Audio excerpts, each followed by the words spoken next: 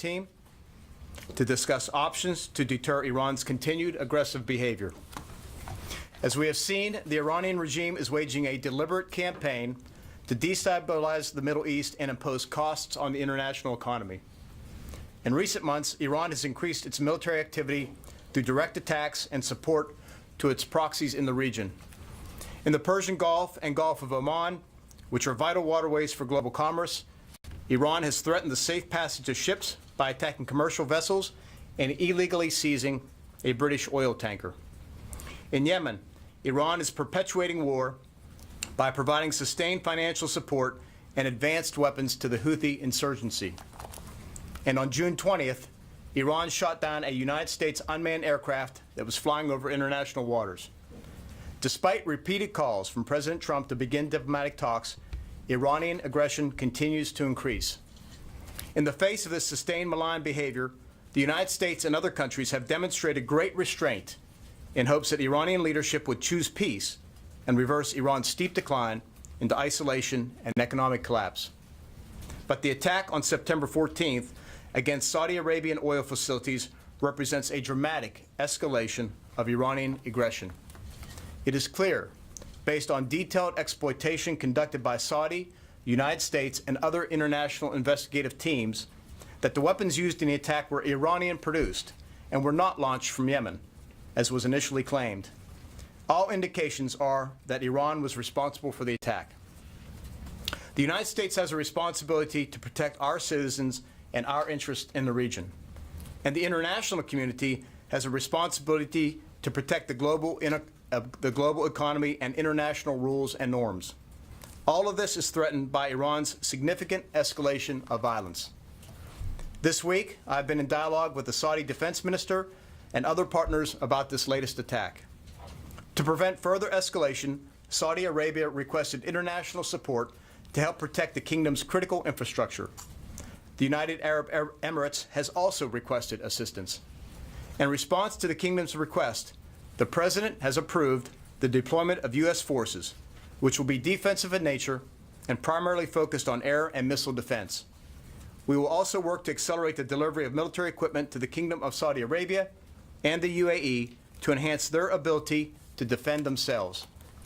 The purpose of the additional defensive support we will provide is as follows. First, to send a clear message that the United States supports our partners in the region. Second, to ensure the free flow of resources necessary to support the global economy. And third, to demonstrate our commitment to upholding the international rules-based order that we have long called on Iran to obey. As the President has made clear, the United States does not seek conflict with Iran.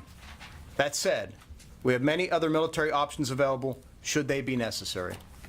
We urge the Iranian leadership to cease their destructive and destabilizing activities and to move forward on a peaceful diplomatic path. General Dunford and I will now take your questions. Thank you. Mr. Secretary, thank you. You said air and missile defenses primarily. Could you be a little more specific about, are you talking about Patriot missiles, and what number of troops are you talking about sending? Yeah, so Bob, Secretary Pompeo just came back this morning, and the Saudis asked for enhanced defensive capabilities. So what we'll do now is take the President's decision. I'll talk to CENTCOM over the weekend. We'll talk with our Saudi partners, and we'll work the details of the deployment. We'll be able to share that with you next week. So there's been no decision on specific numbers? We haven't decided on specific units. Broadly, as the Secretary said, it'll be capabilities to enhance their air missile defense. It's now my job to come back with to the Secretary with the details of what we believe would meet the Saudis' requirements and is sustainable. Okay, thank you. Just to follow up, then, it wouldn't be, we're not talking about thousands of troops, we're talking about hundreds of troops. And also, just the Secretary, do you think this is going to be enough, or why do you think this would be enough to deter Iran from further attacks?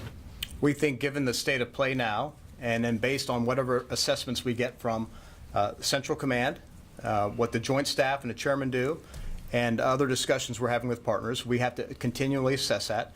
We think for now that would be sufficient, but that doesn't mean there could be additional deployments as needed based on the changing situation. And on troop numbers? I would say at this point a moderate deployment, Phil, and we'll have more details for you next week, but not ready to share the details. Not thousands. Thousands would be not moderate. That's fair to say, not thousands. Lucas? Are there any plans to hold the Lincoln Strike Group any longer than currently planned? We're not going to discuss any operational details at this time. Barbara? Does, for either of you, does this now represent a full U.S. commitment to defend Saudi Arabia and to defend the oil infrastructure of Saudi Arabia? And for General Dunford in particular, what's your concern about their ability, the Iranian ability to launch swarms of drones at very great distances without any air defense detection of this incoming attack? So what I'd say, Barbara, in terms of what we're doing is we're contributing to Saudi Arabia's defense. We would be looking, as the Secretary said, for other international partners to also contribute to Saudi Arabia's defense. And with regard to dealing with a specific threat like you just spoke about, no single system is going to be able to defend against a threat like that, but a layered system of defensive capabilities would mitigate the risk of swarms of drones or other attacks that may come from Iran. I want to double down on the chairman's comments two ways. First of all, I agree. What we would be deploying to the theater would be what would be necessary to help support and contribute to the kingdom's defenses. And at the same time, we're calling on many other countries who would also have these capabilities to do two things. First of all, stand up and condemn these attacks. And secondly, look to also contribute defensive capabilities so we could defend those things that I outlined in my remarks, whether it's the infrastructure in Saudi Arabia, and then the broader issues with regard to freedom of the seas, navigation in the Strait, and then the international rules and norms that Iran is clearly violating. Courtney? So should we take this as this is the president's decision about the response to the attack in Saudi Arabia, and there's not a kinetic response that we should expect from the United States? This is the first step we're taking with regard to responding to these attacks, and again, for the reasons I outlined, to help bolster the defenses of Saudi Arabia and provide equipment to both the Saudis and UAE. The second, to ensure the free flow of commerce through the Strait, and third, to ensure we protect and defend the international rules-based order, and try and convince the Iranians to get back on a diplomatic path. But the deployment of these kinds of assets can often take days and weeks. Should we expect any other kind of more immediate response from the United States The specifically? United States has a robust presence in the Gulf already. We bolstered it further in May. So we feel quite quite confident in terms of our own defensive posture and our ability to do anything else as necessary. But that's not where we are right now. Right now, we're focused on helping the Saudis improve their defenses of that infrastructure. All right, last question, Nancy. Mr. Secretary, Chairman Dunford, you mentioned that the international community should get involved, but some allies have questioned whether the attacks were in fact launched in Iran. I was wondering if you could give us any sense on whether you will declassify any evidence that shows that those strikes were launched from Iran, and also if you could give us a sense of timeline in terms of when these deployments could start. So I'll say a few things. First of all, the United States is on the ground in Saudi Arabia. The Saudi Arabians are leading this investigation, and we will keep them in the lead with regard to the forensics. So we need to let that play out and let the evidence play out. With regard to the partners and allies, first of all, I would commend Secretary Pompeo. He's been on the phone and on the road the past few days, speaking to numerous allies and partners about this incident.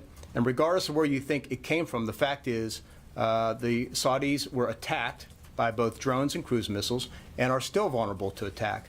So asking allies and partners to contribute resources to help them defend themselves and to defend those things I spoke about, I don't think it's too much of an ask given the situation. And we'll work the details, Nancy, over the weekend, and I'll come back to the Secretary early next week with some specific recommendations. You can confirm that Okay. the strike was launched from southwest Thank Iran? you. Thank you, everyone. Thank you.